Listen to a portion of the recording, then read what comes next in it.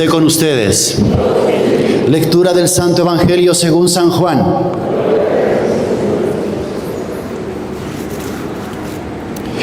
En aquel tiempo Jesús dijo a los fariseos: yo les aseguro que el que no entra por la puerta del redil de las ovejas, sino que salta por otro lado, es un ladrón, un bandido. Pero el que entra por la puerta, ese es el pastor de las ovejas. A ese le abre el que cuida la puerta, y las ovejas reconocen su voz. Él llama a cada una por su nombre y las conduce afuera.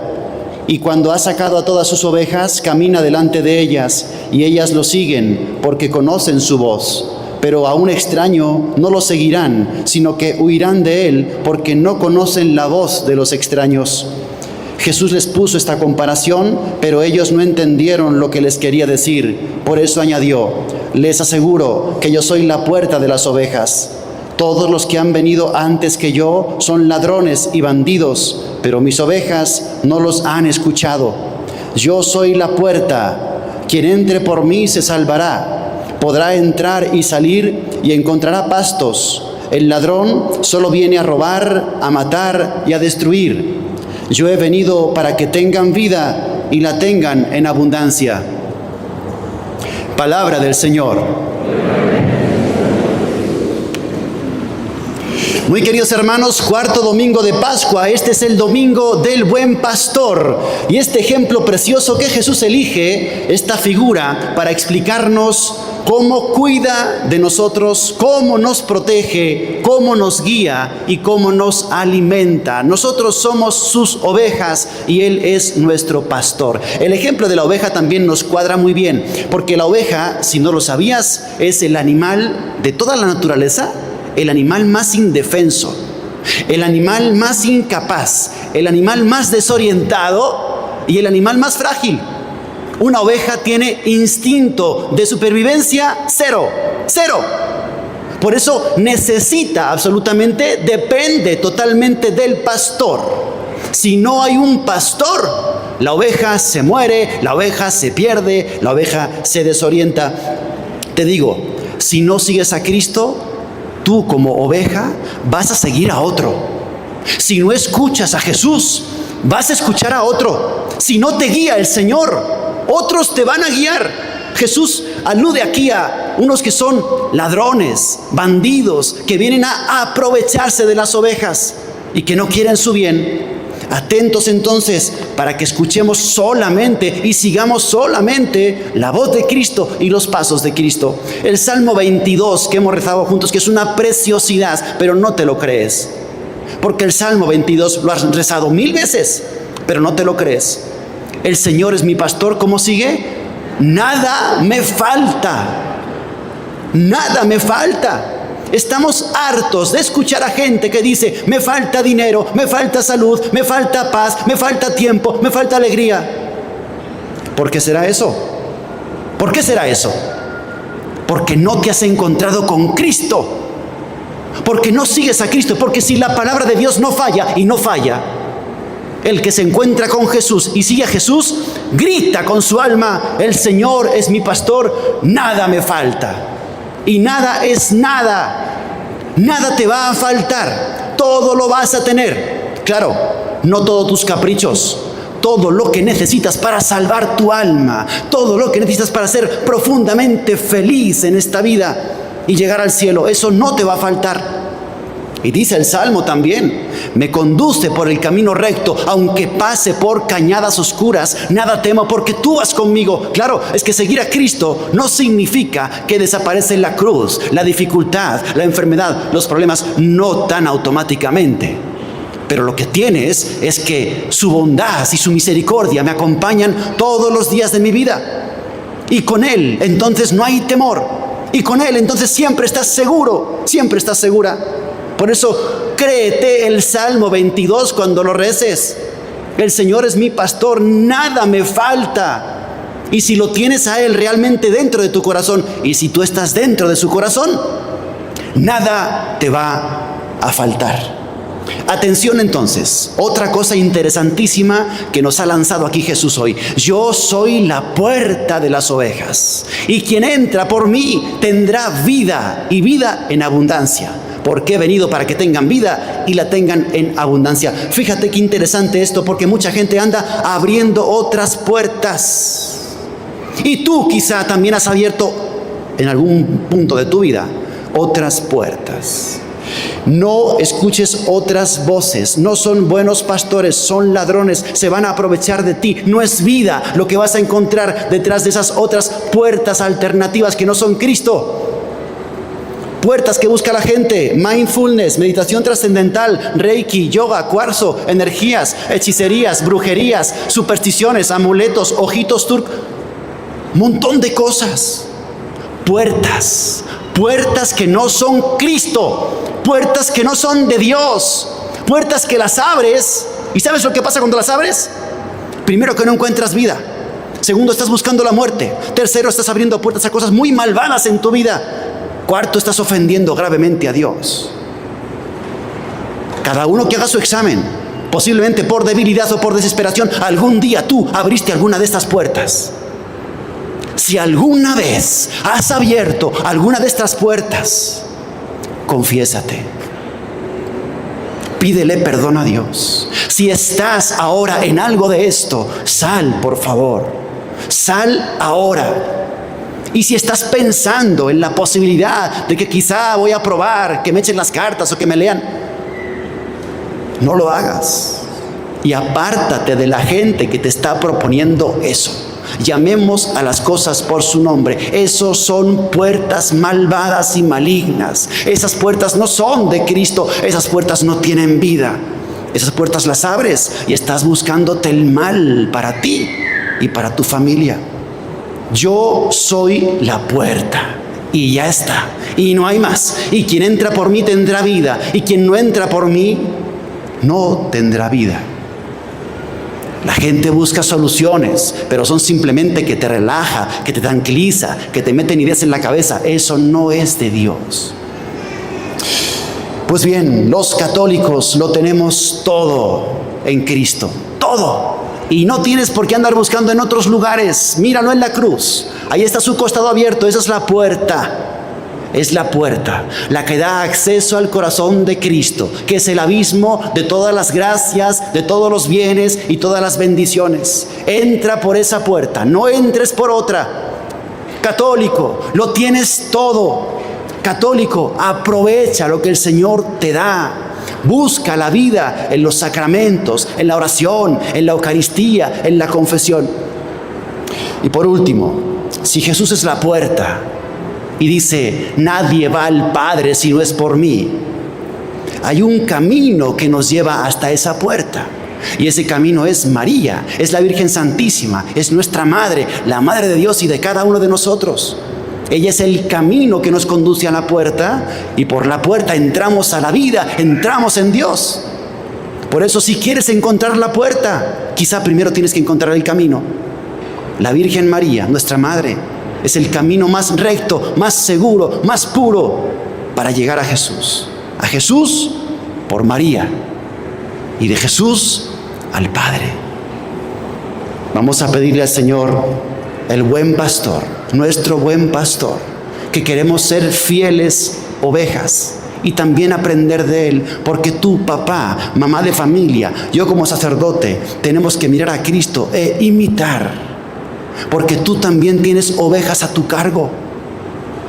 Piensa por qué camino estás llevando a tus hijos. Si es un camino que lleva recto al cielo, o te estás entreteniendo en cosas que son del mundo. Tú también eres buen pastor.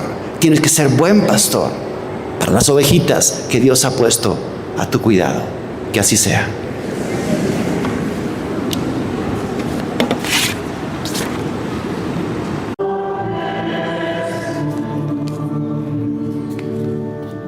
El Señor esté con ustedes. Lectura del Santo Evangelio según San Mateo. En aquel tiempo Jesús dijo a sus discípulos: tengan cuidado de no practicar sus obras de piedad delante de los hombres para que los vean. De lo contrario no tendrán recompensa con su Padre Celestial. Por lo tanto, cuando des limosna, no lo anuncies con trompeta como hacen los hipócritas en las sinagogas y por las calles, para que los alaben los hombres. Yo les aseguro que ya recibieron su recompensa. En cambio tú, cuando des limosna, que no sepa tu mano izquierda lo que hace la derecha, para que tu limosna quede en secreto, y tu Padre que ve lo secreto te recompensará. Cuando ustedes hagan oración, no sean como los hipócritas, a quienes les gusta orar de pie en las sinagogas y en las esquinas de las plazas para que los vea la gente. Yo les aseguro que ya recibieron su recompensa. Tú, en cambio, cuando vayas a orar, entra en tu cuarto, cierra la puerta y ora ante tu Padre que está allí en lo secreto, y tu Padre que ve lo secreto te recompensará. Cuando ustedes ayunen, no pongan cara triste como esos hipócritas que descuidan la apariencia de su rostro para que la gente note que están ayunando. Yo les aseguro que ya recibieron su recompensa. Tú, en cambio, cuando ayunes, perfúmate la cabeza y lávate la cara, para que no sepa la gente que estás ayunando, sino tu Padre que está en lo secreto, y tu Padre que ve lo secreto te recompensará. Palabra del Señor. Gloria a ti, Señor Jesús. Muy queridos hermanos, iniciamos este santo tiempo de Cuaresma, 40 días, un camino, travesía por el desierto hasta llegar a la Pascua, pasión, muerte y resurrección del Señor. Y lo iniciamos, debe ser así, con grandes deseos de santidad y de conversión y de unión y de amor a Dios. Vamos a entrar con Jesús en el desierto y vamos a purificar el alma. Decía San Agustín, imagínate que tu alma es un vaso. Ese vaso Dios lo quiere llenar con la miel de su amor y su dulzura, pero ese vaso está lleno de vinagre. Entonces, ¿qué hay que hacer? Vamos vaciando primero el vinagre. Ese es el proceso de purificación. En eso consiste la Cuaresma, vaciar el vinagre del alma para que Dios pueda poner ahí la miel de su amor. E iniciamos con este día el miércoles de ceniza, que es un signo precioso, muy sencillo, pero muy elocuente. La ceniza es naturaleza muerta. El fuego le quitó la vida, el fuego le quitó la forma y simplemente lo redujo a polvo. Y así vas a quedar tú y así voy a quedar yo. Ayer el sacristán me dio un frasco así de cenizas para llevar al colegio. Y salía yo con mi frasco de mermelada lleno de cenizas. Y hay una señora me encontró ahí fuera de la iglesia y me dice, padre, ¿de quién son las cenizas? Y dije, del sacristán. ¡Se murió el sacristán! Dije, no, me las dio el sacristán, las llevo al colegio, pero... Y ahí me cayó el 20, digo, es que así voy a acabar yo, en un frasco de mermelada. Es que nuestras cenizas van a acabar así. O sea, no hay diferencia entre quemar unos vegetales, unas plantas y tu cuerpo cuando lo quemen. Reducidos a cenizas, vamos a ser reducidos a polvo. Simplemente, ¿sabes qué? Nos vamos a llevar el alma. El cuerpo reducido a polvo, a ceniza, y te van a decir, eres polvo y al polvo volverás. El alma es lo que queda y te vas a ir de este mundo con el alma y dos bolsas. En una bolsa tus pecados y en otra bolsa las obras buenas. Y te van a pesar, hermano. Y nos van a pesar. Por eso, cuidemos el alma. Es el grito de la ceniza, es el grito de la Cuaresma de hoy. Eres polvo, cuida tu alma, invierte en tu alma. No busques los bienes de la tierra, busca los bienes del cielo. Del cielo. Y nos hace mucho bien que la iglesia nos recuerde esto, algo en lo que nadie quiere pensar. Te vas a morir, te vas a morir. ¿Qué estás haciendo por tu eternidad? En la antigua Roma, cuando entraba un general del ejército romano así después de una gran victoria y lo aclamaba la gente, entraba en su carroza, ponían siempre en la carroza a un servidor que le decía siempre al oído, todo el tiempo le estaba diciendo esto, memento mori, que significa recuerda que vas a morir. Entre toda la aclamación de la gente y los aplausos y los viva, viva, viva, alguien le decía al oído, memento mori, memento mori, memento mori. Vas a morir, recuerda que vas a... O sea, no te la creas. O sea que yo, al poner la ceniza, te podría decir también, no te creas tanto. No seas tan vanidoso, no seas tan vanidosa. Lo que tienes no te lo vas a llevar, tu dinero no te lo vas a llevar, tu casa no te la vas a llevar, no te vas a llevar nada. No te creas tanto, no estés tan hinchado, no tengas tanta soberbia. Eso nos tendrían que decir, porque vamos a quedar reducidos a cenizas. Y la otra palabra del día de hoy es conviértete y cree en el Evangelio. Conviértete y cree en el Evangelio. Convertirse es mucho más que mejorar un poco. Uno dice, voy a hacer un poco más de oración, voy a hacer un poco más de ayuno, voy a hacer un poco de limosna. No se trata de eso. Convertirse, literalmente la palabra, ¿sabes qué significa? Cambiar de dirección. A ver, no se trata de que modifiques detalles, de que hagas unos pequeños ajustes en tu vida. No, es que tienes que cambiar de dirección. Es que no puedes seguir siendo el tormento de tu casa. Es que ya tienes que dejar esa adicción. Ese pecado lo tienes que arrancar ya definitivamente de tu vida. No, hermanos, Cuaresma no es hacer unos cuantos ajustes. Cuaresma es cambiar de dirección. Estás mal, estoy mal. Y todo esto empieza por reconocerlo, evidentemente. Que Dios sea tu todo, que Dios sea tu centro, que Dios sea tu vida. No es simplemente que estés mirándote, que el mundo sea tu centro. Cambia de dirección. Sí, Cuaresma no es simplemente una cosmética espiritual. Cuaresma es una cirugía del alma. Cirugía del alma. Y la cirugía duele. No son unos pequeños ajustes lo que hacemos aquí. Es un cambio de dirección radical. Por eso, oportunidad increíble. Ven, Espíritu Santo. Realmente que yo esté consciente de que debo de cambiar. Es una luz, una luz muy fuerte. Que el Espíritu Santo te ilumine y veas en qué debes de cambiar.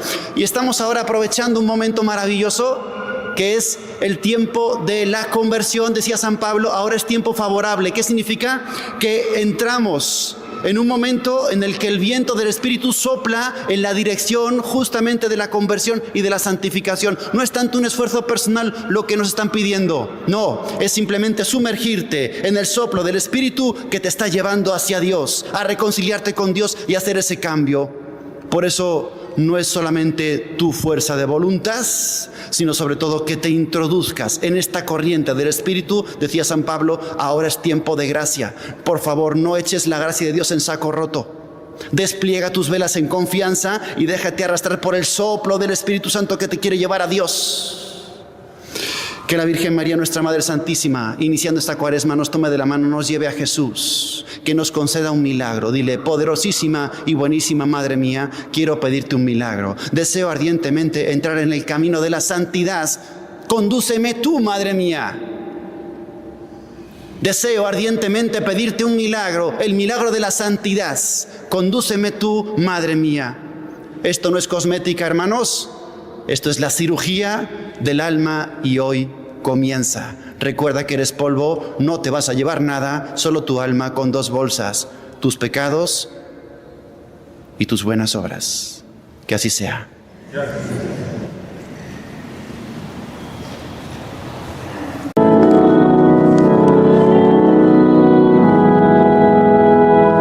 El Señor esté con ustedes. En cuanto a espíritu. Lectura del Santo Evangelio según San Mateo. Gloria a ti.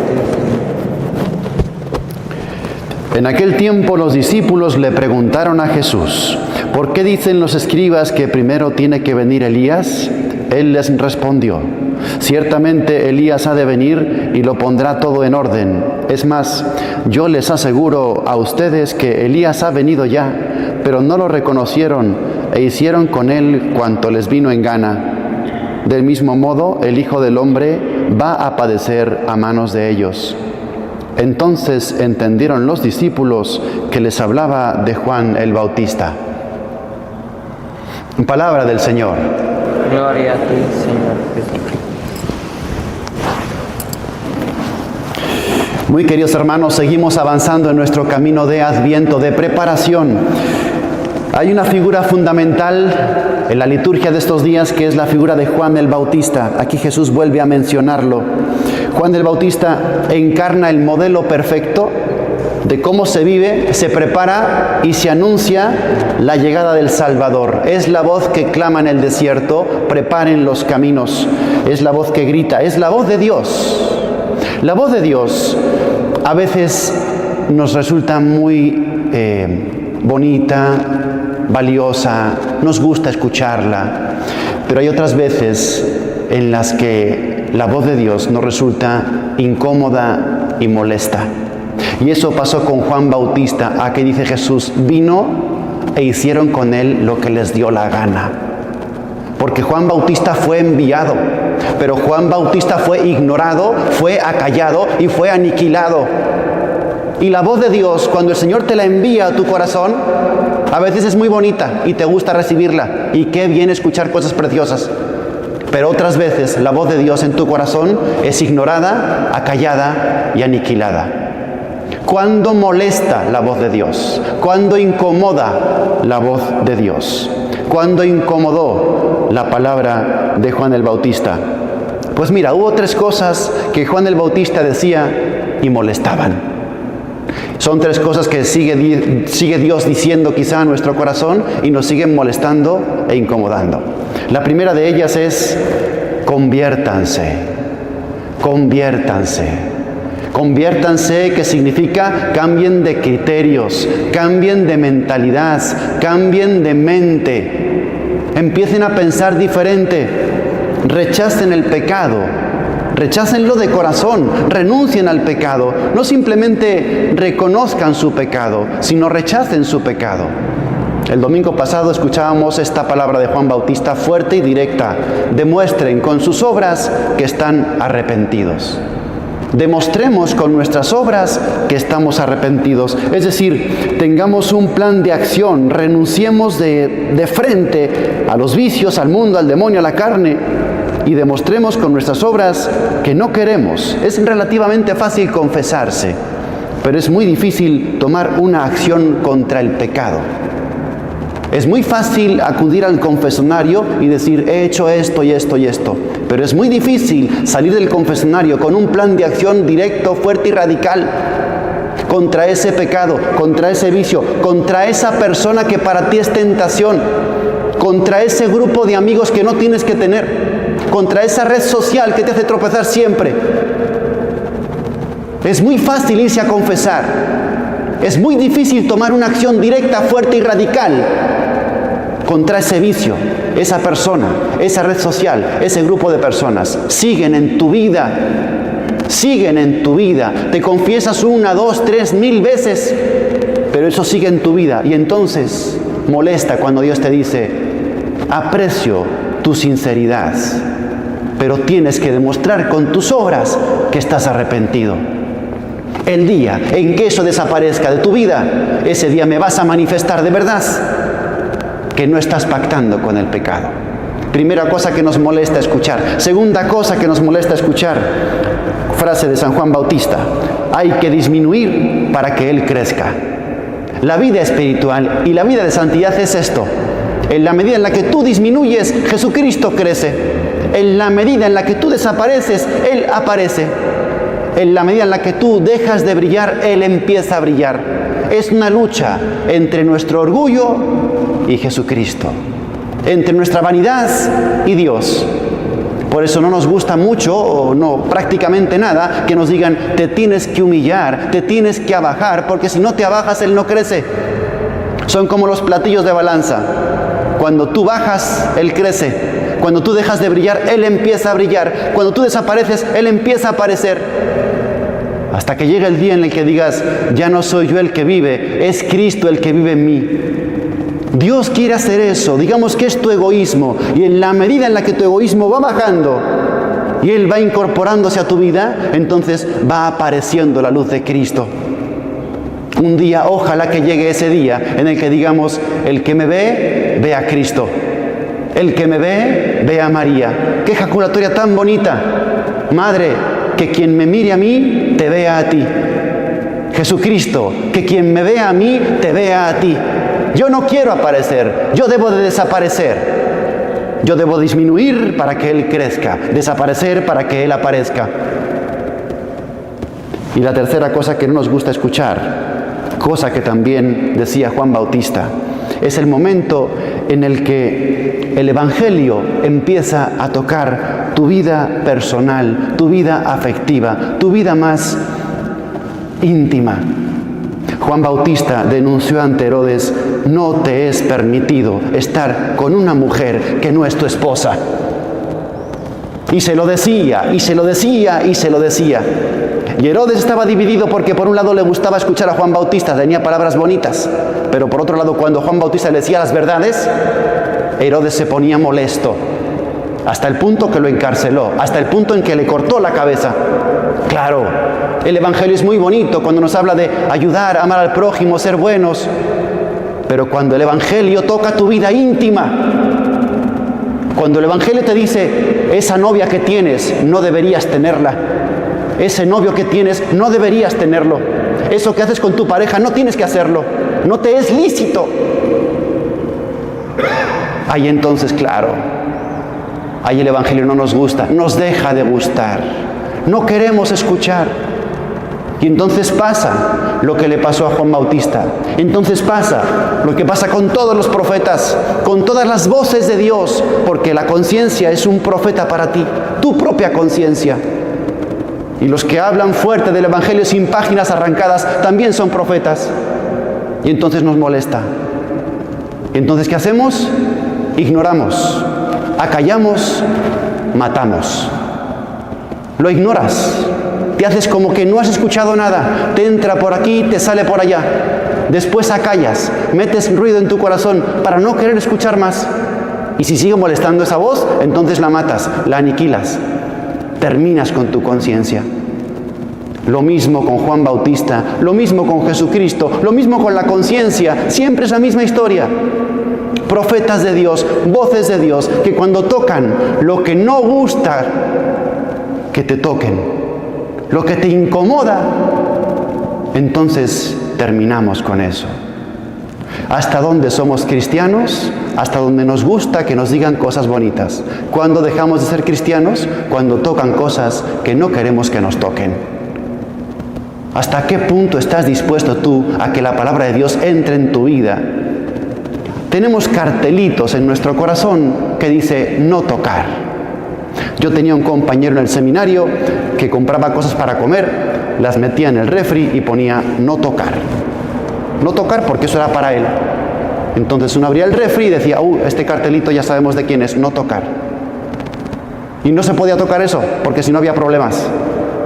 Bueno, pues quizá también tú en tu corazón has guardado cosas a las que le dices a Dios, en las que le dices a Dios: no tocar. Yo, Jesucristo, a ti te amo, yo, Jesucristo, a ti te sigo, yo escucho el Evangelio, pero aquí no tocar. Bueno, Adviento es un momento para que el Señor pueda tocar todo lo que quiera tocar, que cambie todo lo que quiera cambiar. ¿Estás dispuesto a eso? Eso sería un buen Adviento. Vamos a dejarle al Señor que realmente cambie. Escucha tu conciencia, escucha a los profetas que Dios te envía y revisa si en tu corazón hay cosas, hay partes, hay adicciones, hay afectos, hay apegos, hay personas, hay grupos, hay diversiones que tienen el cartelito de no tocar. Y dile al Señor que sí, que también toque ahí, que no te importa, que no te quieres aferrar, porque tu Adviento quiere ser verdadero y auténtico, total disponibilidad. Todo disponible para ti, Jesús. No me quiero aferrar a nada. Ojalá que tengamos esa actitud y que no estemos, como siempre ha pasado en la historia, ignorando, acallando y matando las voces de Dios que nos incomodan. Que así sea. El Señor esté con ustedes. Lectura del Santo Evangelio según San Mateo. Cristo vino al mundo de la siguiente manera. Estando María, su madre, desposada con José, y antes de que vivieran juntos, sucedió que ella, por obra del Espíritu Santo, estaba esperando un hijo. José, su esposo, que era hombre justo, no queriendo ponerla en evidencia, pensó dejarla en secreto. Mientras pensaba en estas cosas, un ángel del Señor le dijo en sueños: José, hijo de David, no dudes en recibir en tu casa a María, tu esposa, porque ella ha concebido por obra del Espíritu Santo. Dará a luz un hijo y tú le pondrás el nombre de Jesús, porque Él salvará a su pueblo de sus pecados. Todo esto sucedió para que se cumpliera lo que había dicho el Señor por boca del profeta Isaías.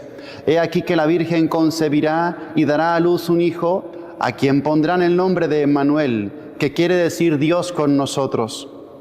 Cuando José despertó de aquel sueño, hizo lo que le había mandado el ángel del Señor y recibió a su esposa. Palabra del Señor.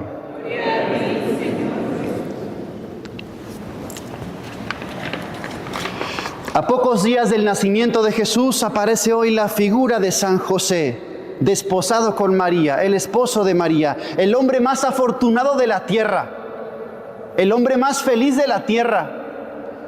¿Te imaginas qué sería sentir todos los días la mirada de los ojos misericordiosos de la Virgen? ¿Te imaginas qué sería sentir todos los días poder estar cerca del corazón inmaculado de la Virgen María?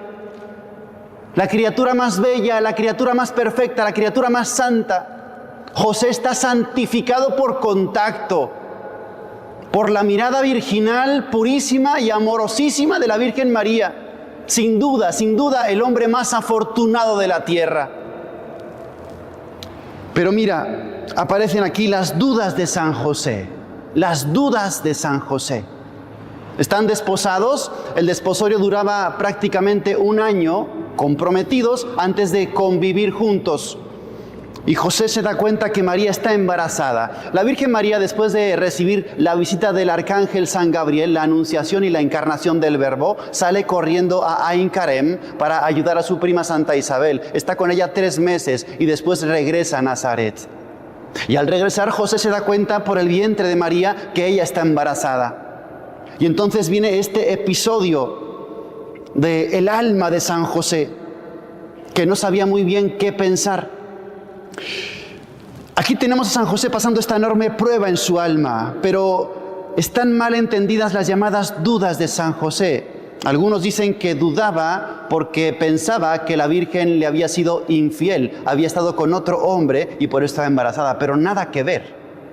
Las dudas de San José no son por eso. Es que, esto lo dice Santo Tomás de Aquino, San Efrén, San Bernardo, era imposible, absolutamente imposible, conociendo bien a la Virgen María, que ella hubiera estado con otro hombre. Que José estuviera pensando eso era imposible. No era esa la duda de San José. Conociendo el corazón de la Virgen, la personalidad de María, eso era absolutamente imposible. Dicen que si le hubieran dicho a San José que las aguas del Jordán, en vez de bajar de la montaña, estaban subiendo a la montaña, lo hubiese creído más fácilmente que el hecho de que la Virgen hubiera estado con otro hombre. Era imposible, totalmente imposible. ¿Cuál era la duda de San José? José intuía que había una intervención de Dios en la criatura que estaba en el seno de María. No sabía muy bien, era un misterio para él. Pero lo que José quería entender era qué pasaba ahí. Y entonces el Espíritu Santo lo ilumina. Él intuía que eso era de Dios. Y entonces el ángel se le aparece y le dice: José, no temas recibir a María como tu esposa, porque como piensas, ahí hay una sección que se llama una sección preposicional en griego, que no ha sido reflejada en la traducción, en la que manejamos tú y yo. Hay unas preposiciones ahí que no han sido bien traducidas. El texto debería decir: José, no temas recibir a tu esposa, a María como tu esposa, porque como piensas, lo que hay en ella es del Espíritu Santo. Y nada impide que tú le pongas el nombre de Jesús. O sea que la duda de San José era: esto es demasiado santo, yo no sé qué pinto aquí, me voy mejor. Por eso dice el texto, pensó dejarla en secreto. La duda de San José no era que la Virgen había sido infiel, sino ¿qué hago yo en esta historia tan santa? Mejor me retiro, mejor me voy. Y entonces interviene el ángel del Señor para decirle: como bien piensas, lo que hay en María es del Espíritu Santo. Y no hay obstáculo para que tú le pongas el nombre de Jesús. Y entonces José descansa. Y entonces José respira tranquilo. Bendito José. Esto me hace pensar en lo siguiente, una reflexión muy práctica para ti y para mí. A la hora de valorar las intenciones de los demás, que no las puedes conocer, datos que no conoces de la vida de los otros, sus motivaciones, por qué razón se comportan como se comportan, qué tienen en su corazón. La frase común, extendida, el dicho popular, piensa mal y acertarás. ¿Lo has escuchado alguna vez? Piensa mal y acertarás. José es justamente lo contrario. José es el hombre del piensa bien. Por favor, en lo que no sabes, en lo que no puedes saber, no caigas en el error de imaginar lo peor, de pensar lo peor. Te faltan datos de la otra persona, es cierto. Primero, ¿por qué buscas completar? Y segundo, ¿por qué siempre piensas en negativo y completas? No caigas en eso de piensa mal y acertarás. Yo le quiero hacer la guerra a esa frase. Piensa bien y te santificarás. Piensa bien y te santificarás. Es que lo peor de todo no es que piensas mal y tu cabeza está llena de amargura, sospechas, actitud de defensa y contraataque. Lo peor de todo es que lo dices, hablas, y entonces extiendes tu forma negativa de hablar y haces que la gente piense como tú. Piensa bien y te santificarás. San José es el hombre que pensó siempre bien. San José es el hombre que presuponía la buena intención, el buen obrar. San José es el hombre que guardaba silencio, que se callaba. ¿Te das cuenta que no hay ni una frase de San José en el Evangelio? Ni una. El hombre del silencio. Si no sé, mejor me callo. Guarda silencio en secreto. Piensa bien y se santifica. El hombre que esperaba que Dios le diese la luz antes de actuar y antes de hablar. El hombre paciente que nunca se precipitó. Por eso tú, piensa bien y te santificarás. Trata de justificar siempre al otro, de ser comprensivo siempre con el otro, de ser misericordioso siempre con el otro, aunque te equivoques. Porque dices, tu padre, es que si pienso mal, acierto, y si pienso bien, me equivoco. ¡Equivócate!